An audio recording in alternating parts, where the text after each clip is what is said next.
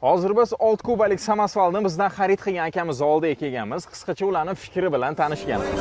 She got an attitude with an ass on her, please pardon me. She got some hips on her when she walk past me, it's a sight to see. It's a little ecstasy.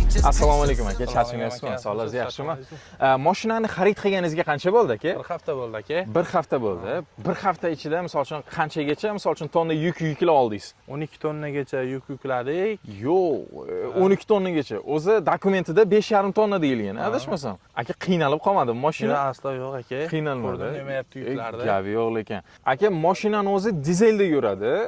Metan qo'yish haqida bir o'ylab ko'rdingizmi qanaqadir? Yo'q aka, o'ylab ko'rmadik. O'zi shahar ichiga shu rasxoti yaxshi.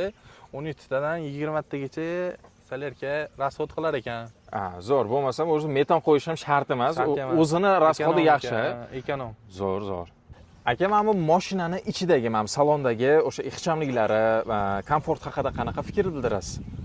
Komfortlari zo'r, sidinalar воздушник, 360 kameralari bor, spalnisi bor, nima konditsionerlari bor.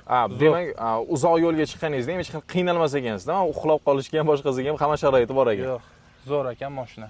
Agar sizlarga ham shunaqa qurilish va xo'jalik ishlarida sifatli va ishonchli fav texnikalari kerak bo'ladigan bo'lsa, hoziroq pastdagi raqamlarga qo'ng'iroq qiling.